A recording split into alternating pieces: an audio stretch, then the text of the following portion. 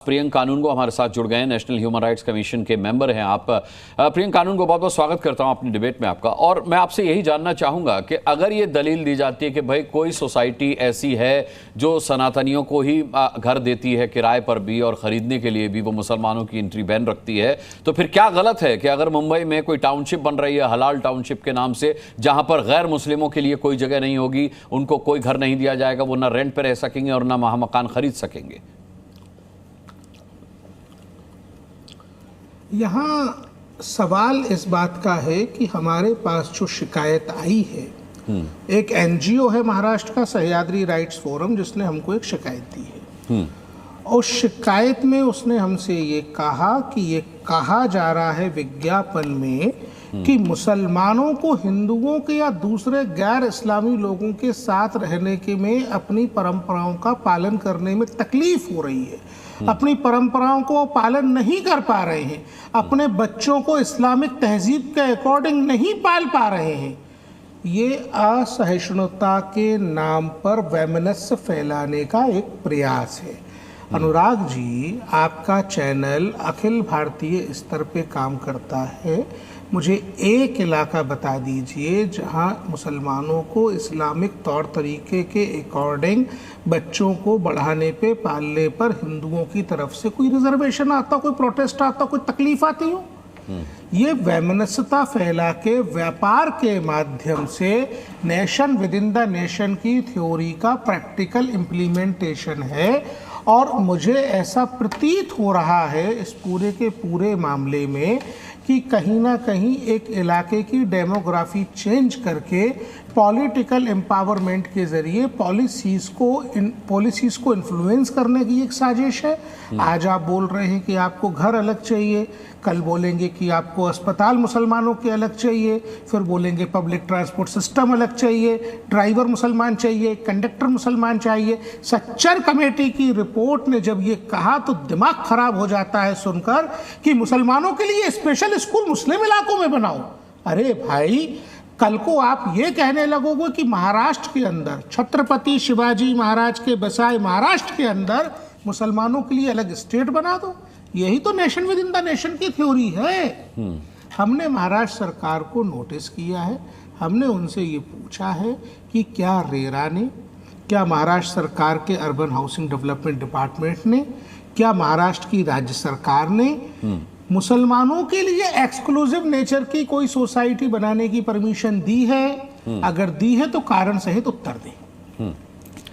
अब सवाल ये उठता है कि मैंने आपसे पहले भी सवाल ये किया कि दलील ये दी जा रही है, अभी जैसे हमने देखा कि शादाब चौहान थे, उन्होंने कहा कि कई ऐसी सोसाइटीज़ हिंदुस्तान के अंदर हैं जो मुस्लिमों को एंट्री नहीं देती, तो अगर उनको भी उदाहरण के तौर पर देखा जाए तो फिर क्या गलत है? वो ये पूछना चाहते हैं कि अगर एक ऐसी टाउनशिप डेवलप हो रही है जो गैर मुस्लिमों को एंट्री नहीं देगी, कई ऐसी शिकायतें आती हैं मुंबई से भी, आप मुंबई का हवाला दे रहे हैं कि वहाँ मुस्लिमों को किसी पर्टिकुलर सोसाइटी में घर किराए पे नहीं दिया जाता, तो ऐसे में वो मुसलमान कहाँ जाएं? क्या ये उनके ह्यूमन राइट्स का उल्लंघन नहीं है?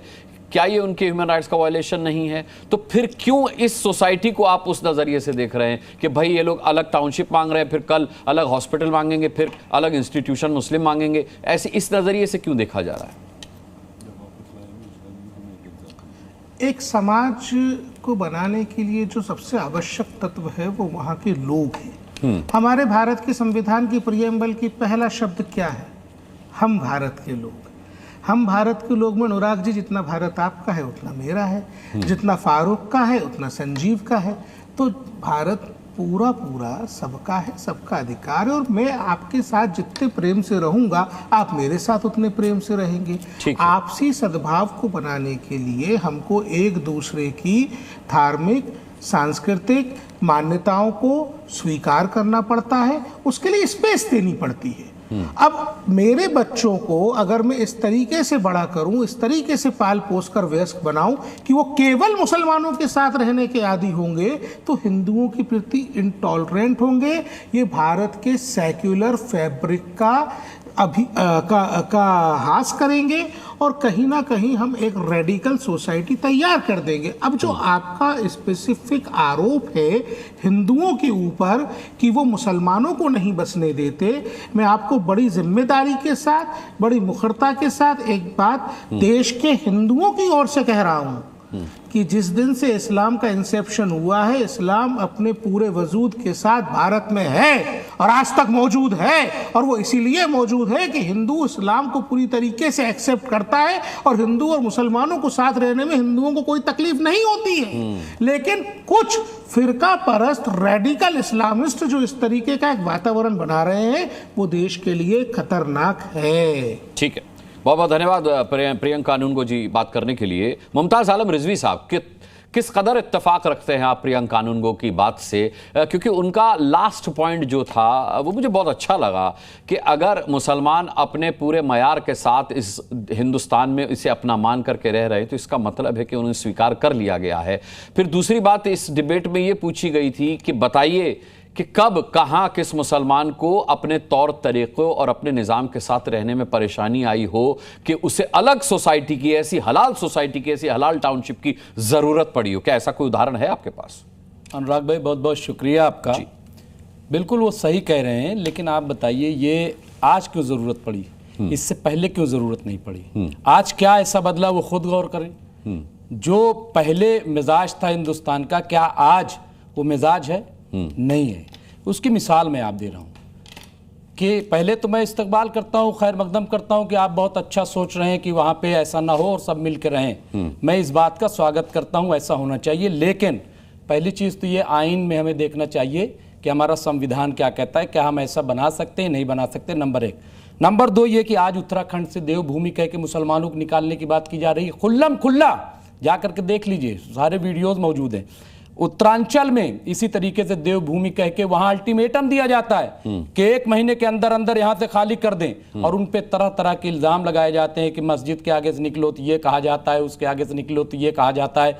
ये तमाम ये क्यों हो रहा है, क्यों इसकी जरूरत पड़ी? फिर आप अभी कह रहे थे क्या सनातन विलेज का ऐलान नहीं किया गया था? हाँ, इस पे क्या डिबेट आपने नहीं किया अनुराग जी? की है क्या बाबा बागेश्वर ने उसका स्वागत नहीं किया? बिल्कुल ऐसा होना चाहिए। और ये हिंदू राष्ट्र की शुरुआत होगी। एक गांव हिंदू राष्ट्र होगा और फिर उसके बाद एक शहर हिंदू राष्ट्र होगा और एक पूरा हिंदू राष्ट्र होगा। क्या उसकी बात नहीं हुई? उस पर इनका क्या कहना है? क्यों इस तरह की बातें आती हैं? एक तरफा देखिए बात, मैं ऐसी किसी भी बात का सपोर्ट नहीं करता। अब आ जाइए प्रेम शुक्ला जी, बार बार हलाल हलाल हलाल, क्या है? क्या आप लोग असल में कुछ पढ़ते लिखते हो नहीं, जानते कुछ हो नहीं। हलाल हलाल, अरे भाई हलाल क्या? हलाल और हराम बात को समझो। हलाल यानी अगर कोई चीज गलत तरीके से हासिल की जाए वो उसको हराम कहते हैं, और अगर कोई ठीक ढंग से ली जाए तो उसको हलाल कहते हैं। आप भी जानते हो हराम चीज क्या आप खाओगे? नहीं खाओगे। आपसे अगर पूछा जाए कि क्या हराम चीज खाओगे, आप मना कर दोगे कि हम हराम चीज नहीं खाएंगे। तो अच्छा फिर क्या खाओगे? तो उसका अपोजिट क्या होगा? हलाल खाओगे। यानी जो चीज है, और हम ये बात कहते हैं वो सबके लिए, मुसलमानों के लिए भी मैं कह रहा हूं। और हो सकता है एक मिनट कह देते, हो सकता है हम उसे शुद्ध और अशुद्ध कहते हैं। हाँ ठीक है, तो वही चीज है। बिल्कुल वही चीज है। तो हलाल जो है तो शुद्ध हर कोई चीज चाहता है। अच्छा दूसरी चीज मैं कहता हूं कि आप देखिए जो लोग अभी सोसाइटी बना रहे हैं, हो सकता है कि इनके जेब में जो है हलाल पैसा ना हो, हलाल सोसाइटी बना रहे हैं। अब कितना वो हलाल है कितना वो तय करेंगे। इसलिए मुझे लग रहा है कि इस तरह के झगड़े, इस तरह की जो इंतशार है, इसको रोकना चाहिए। भारत वाकई बहुत खूबसूरत मुल्क है, यहाँ मिली जुली तहजीब है, मिलजुल करके ही हम रहेंगे। सोसाइटी बनाने से इससे कोई फायदा नहीं है। सब मिल करके, अगर कोई हिंदू भाई ऐसा करता है कि वो अलग सोसाइटी मुसलमानों को ना आने देंगे, हाँ, और उनको ये नहीं खाने देंगे, यहाँ ये नहीं होने देंगे, ये सब बंद होना चाहिए। जिसका जो कल्चर है एक दायरे में रह करके अपने उस कल्चर को फॉलो करें, उसी से हमारा भारत ग्रो करेगा। बाकी जो चीजें ये सब राजनीति की है। प्रेम शुक्ला जी दोनों तरफ चलते हैं। प्रेम शुक्ला जी को ये तो बहुत अच्छा लगता है कि जब नवरात्र आ जाए तो सारे दुकान और सारी सब कुछ बंद कर दी जाए। काहे बंद कर दी जाए?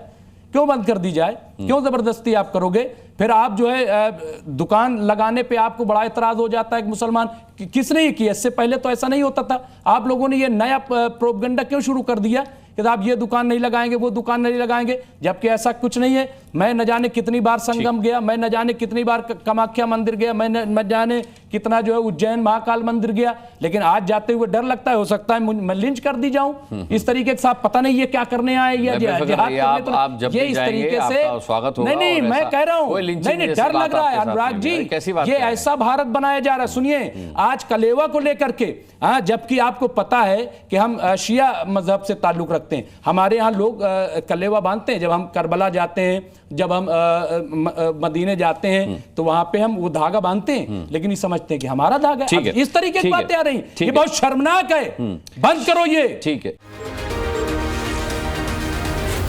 जी